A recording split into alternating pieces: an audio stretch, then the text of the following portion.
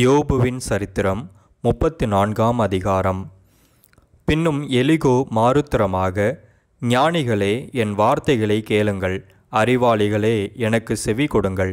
வாயானது போஜனத்தை ருசி பார்க்கிறது போல செவியானது வார்த்தைகளை சோதித்து பார்க்கும். நமக்காக நியாயமானதை தெரிந்து கொள்வோமாக, நன்மை இன்னதென்று நமக்குள்ளே அறிந்து கொள்வோமாக. யோபு: நான் நீதிமான், தேவன் என் நியாயத்தை தள்ளிவிட்டார் என்றும், நியாயம் என்னிடத்தில் இருந்தும் நான் பொய்யனென்று எண்ணப்படுகிறேன். மீறுதல் இல்லாதிருந்தும் அம்பினால் எனக்கு உண்டான காயம் ஆறாததாயிருக்கிறதென்றும் சொன்னாரே. யோபை போலவே பரியாசம் பண்ணுதலை தண்ணீரை போல் குடித்து அக்கிரமக்காரரோடே கூடிக்கொண்டு துன்மார்க்கரோடே திரிகிறவன் யார்? எப்படியெனில், தேவன் மேல் பிரியம் வைக்கிறது மனுஷனுக்கு பிரயோஜனம் அல்ல என்றாரே. ஆகையால் புத்திமான்களே, எனக்கு செவி கொடுங்கள். அக்கிரமம் தேவனுக்கும் அநீதி சர்வ வல்லவருக்கும் தூரமாயிருக்கிறது. மனுஷனுடைய செய்கைக்கு தக்கதை அவனுக்கு சரிக்கட்டி அவனவன் நடக்கைக்கு தக்கதாக அவனவனுக்கு பலனளிக்கிறார். தேவன் அநியாயம் செய்யாமலும் சர்வ வல்லவர் நீதியை புரட்டாமலும் இருக்கிறது மெய்யே. பூமியின் மேல் மனுஷனுக்கு அதிகாரம் கொடுத்தவர் யார்? பூச்சக்கரம் முழுதையும் ஒழுங்குபடுத்தினவர் யார்? அவர் தம்முடைய இருதயத்தை அவனுக்கு விரோதமாக திருப்பினாராகில் அவனுடைய ஆவியையும் அவனுடைய சுவாசத்தையும் தம்மிடத்தில் இழுத்து கொள்ளுவார். அப்படியே மாம்சமான யாவும் ஏகமாய் ஜீவித்து போம். மனுஷன் தூளுக்கு திரும்புவான். உமக்கு உணர்வு இருந்தால் இதை கேளும். என் வார்த்தைகளின் சத்தத்துக்கு செவி கொடும். நீதியை பகைக்கிற ஒருவன் ஆளக்கூடுமோ? மகா நீதிபரரை குற்றப்படுத்துவீரோ? ஒரு ராஜாவை பார்த்து நீ பொல்லாதவன் என்றும், அதிபதிகளை பார்த்து நீங்கள் அக்கிரமக்காரர் என்றும் சொல்ல தகுமோ? இப்படி இருக்க, பிரபுக்களின் முகத்தை பாராமலும் ஏழையை பார்க்கிலும் ஐஸ்வர்யவானை அதிகமாய் எண்ணாமலும் இருக்கிறவரை நோக்கி இப்படி சொல்லலாமா? இவர்கள் எல்லாரும் அவர் கரங்களின் கிரியையே. இப்படிப்பட்டவர்கள் சடிதியில் சாவார்கள். ஜனங்கள் பாதி ஜாமத்தில் கலங்கி ஒழிந்து போவார்கள். காணாத கையினால் பலவந்தர் அழிந்து போவார்கள். அவருடைய கண்கள் மனுஷருடைய வழிகளை நோக்கி இருக்கிறது. அவர்களுடைய நடைகளை எல்லாம் அவர் பார்க்கிறார். அக்கிரமக்காரர் ஒளித்து கொள்ளத்தக்க அந்தகாரமும் இல்லை, மரண இருளும் இல்லை. மனுஷன் தேவனோடே வழக்காடும்படி அவர் அவன் மேல் மிஞ்சினதொன்றையும் சுமத்த மாட்டார். ஆராய்ந்து முடியாத நியாயமாய் அவர் வல்லமையுள்ளவர்களை நொறுக்கி வேறே மனுஷரை அவர்கள் ஸ்தானத்திலே நிறுத்துகிறார். அவர்கள் கிரியைகளை அவர் அறிந்தவரானபடியால் அவர்கள் நசுங்கி போகத்தக்கதாய் ராக்காலத்தில் அவர்களை கவிழ்த்து போடுகிறார். அவர்கள் அவரை விட்டு பின்வாங்கி அவருடைய எல்லா வழிகளையும் உணர்ந்து கொள்ளாமல் போனபடியினாலும், எளியவர்களின் கூக்குரல் அவரிடத்தில் சேரும்படி செய்ததினாலும், சிறுமையானவனுடைய கூக்குரலை கேட்கிற அவர் எல்லாரும் பார்க்கும்படி அவர்களை துன்மார்க்கர் என்று அடிக்கிறார். மாயக்காரன் ஆளாதபடிக்கும் ஜனங்கள் சிக்கிக்கொள்ளப்படாதபடிக்கும் ஒரு ஜனத்துக்கானாலும் ஒரு மனுஷனுக்கானாலும் அவர் சமாதானத்தை அருளினால் யார் கலங்க பண்ணுவான்? அவர் தமது முகத்தை மறைத்தால் அவரை காண்கிறவன் யார்? நான் தண்டிக்கப்பட்டேன், நான் இனி பாவம் செய்ய மாட்டேன். நான் காணாத காரியத்தை நீர் எனக்கு போதியும். நான் அநியாயம் பண்ணினேனானால் நான் இனி அப்படி செய்வதில்லை என்று தேவனை நோக்கி சொல்ல தகுமே. நீர் அப்படி செய்ய மாட்டோம் என்கிறபடியினால் உம்மோடு இருக்கிறவர்களில் ஒருவனை உமக்கு பதிலாக அதை செய்ய சொல்வீரோ? நான் அல்ல, நீரே தெரிந்து கொள்ள வேண்டும். அல்லவென்றால் நீர் அறிந்திருக்கிறதை சொல்லும். யோபு அறிவில்லாமல் பேசினார். அவர் வார்த்தைகள் ஞானமுள்ளவைகள் அல்லவென்று புத்தியுள்ள மனுஷர் என் பட்சமாய் பேசுவார்கள். ஞானமுள்ள மனுஷனும் எனக்கு செவி கொடுப்பான். அக்கிரமக்காரர் சொன்ன மறு உத்தரவுகளின் நிமித்தம் யோபு முற்றுமுடிய சோதிக்கப்பட வேண்டியதே என் அபேட்சை. தம்முடைய பாவத்தோடே மீறுதலை கூட்டினார். அவர் எங்களுக்குள்ளே கைகொட்டி தேவனுக்கு விரோதமாய் தம்முடைய வார்த்தைகளை மிகுதியாய் வசனித்தார் என்றான். யோபுவின் சரித்திரம் 35ஆம் அதிகாரம். பின்னும் எலிகூ மாருத்தரமாக, என் நீதி தேவனுடைய நீதியை பார்க்கிலும் பெரியதென்று நீர் சொன்னது நியாயம் என்று எண்ணுகிறீரோ? நான் பாவியாயிராததினால் எனக்கு பிரயோஜனம் என்ன, பலன் என்ன என்று சொன்னீர். உமக்கும் உம்மோடே இருக்கிற உம்முடைய சிநேகிதருக்கும் நான் பிரதியுத்தரம் சொல்லுகிறேன். நீர் வானத்தை அண்ணாந்து பார்த்து உம்மை பார்க்கிலும் உயரமாயிருக்கிற ஆகாய மண்டலங்களை கண்ணோக்கும். நீர் பாவம் செய்தால் அதனாலே அவருக்கு என்ன நஷ்டம்? உம்முடைய மீறுதல்கள் மிகுதியானாலும் அதனாலே அவருக்கு என்ன சேதம்? நீர் நீதிமானாயிருந்தால் அதனாலே அவருக்கு என்ன கிடைக்கும்? அல்லது அவர் உம்முடைய கையில் என்ன லாபத்தை பெறுவார்? உம்முடைய பாவத்தினால் உம்மை போன்ற மனுஷனுக்கு நஷ்டமும் உம்முடைய நீதியினால் மனுபுத்திரனுக்கு லாபமும் உண்டாகும். அநேகரால் பலவந்தமாய் ஒடுக்கப்பட்டவர்கள் முறையிட்டு வல்லவர்களுடைய புயத்து நிமித்தம் அலறுகிறார்கள்.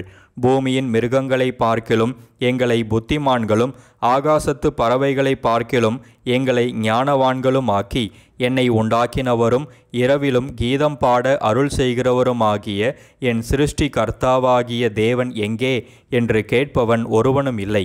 அங்கே அவர்கள் பொல்லாதவர்களின் பெருமை நிமித்தம் கூப்பிடுகிறார்கள், அவரோ மறு உத்தரவு கொடுக்கிறதில்லை. தேவன் வீண் வார்த்தைக்கு செவி கொடார், சர்வ வல்லவர் அதை கவனியார். அவருடைய தரிசனம் உமக்கு கிடைக்கிறதில்லை என்று நீர் சொல்லுகிறீரே, ஆனாலும் நியாய தீர்ப்பு அவரிடத்தில் இருக்கிறது. ஆகையால் அவருக்கு காத்து கொண்டிரும். இப்போது அவருடைய கோபமானது நியாயத்தை முற்றிலும் விசாரியாது. அவர் இன்னும் ஒன்றையும் குறையற்ற விதமாய் தீர்க்கவில்லை. ஆகையால் யோபு வீணாய் தம்முடைய வாயை திறந்து அறிவில்லாமல் வார்த்தைகளை மிகுதியாய் வசனிக்கிறார் என்றான். யோபுவின் சரித்திரம் 36ஆம் அதிகாரம். பின்னும் எலிகூ, நான் பேசி முடி மட்டும் சற்றே பொறும். இன்னும் தேவன் பட்சத்தில் நான் சொல்ல வேண்டிய நியாயங்களை உமக்கு சொல்லி காண்பிப்பேன். நான் தூரத்திலிருந்து என் ஞானத்தை கொண்டு வந்து என்னை உண்டாக்கினவருடைய நீதியை விளங்க பண்ணுவேன். மெய்யாகவே என் வார்த்தைகள் பொய்யற்று இருக்கும். உம்மோடே பேசுகிறவன் அறிவில் தேறினவன்.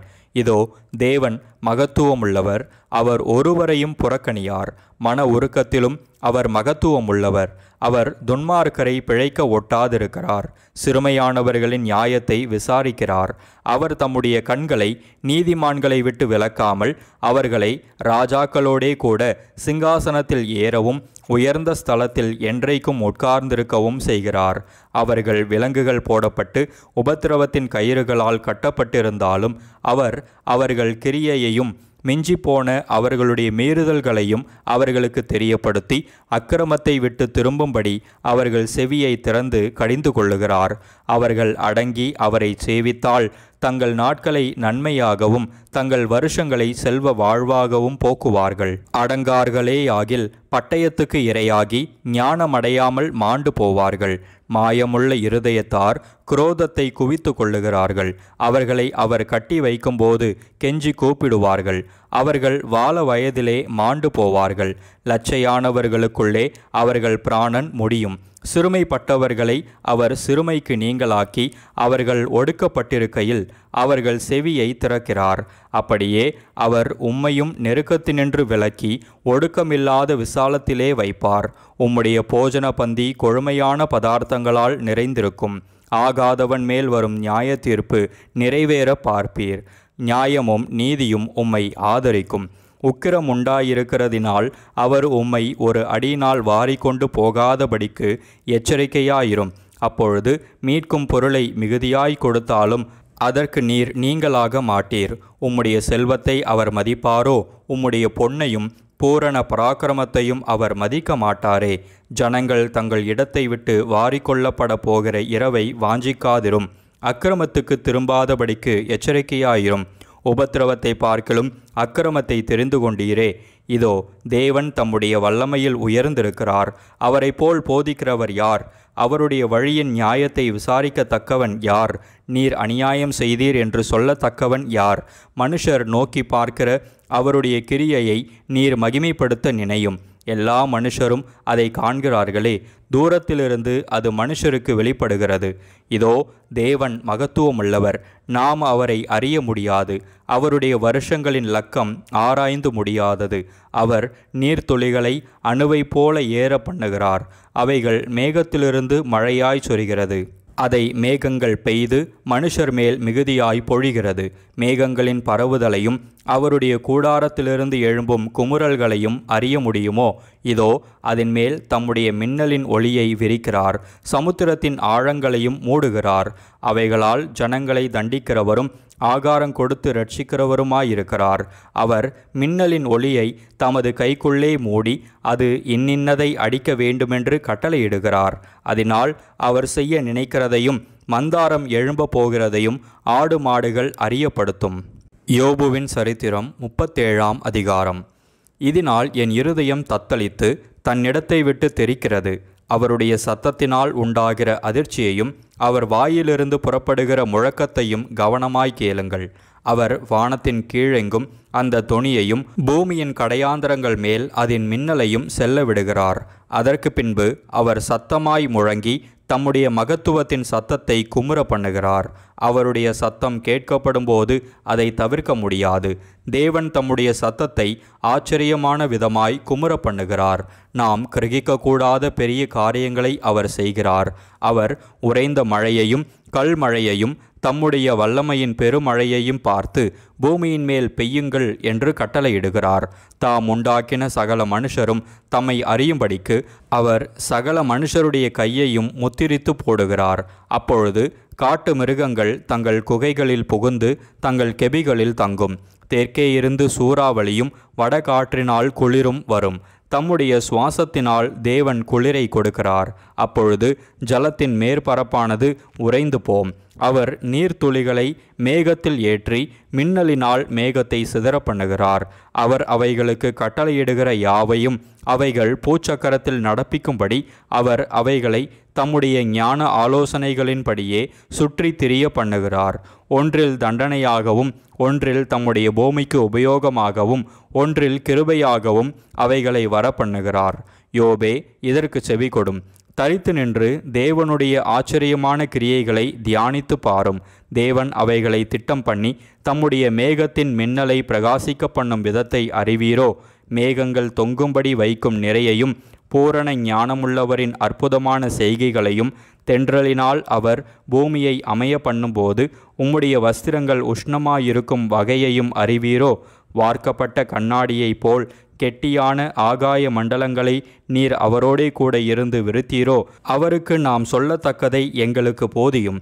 அந்தகாரத்து நிமித்தம் முறை தப்பி பேசுகிறோம். நான் பேச துணிந்தேன் என்று யாதாம் ஒருவன் அவருக்கு முன்பாக சொல்லத் தகுமோ?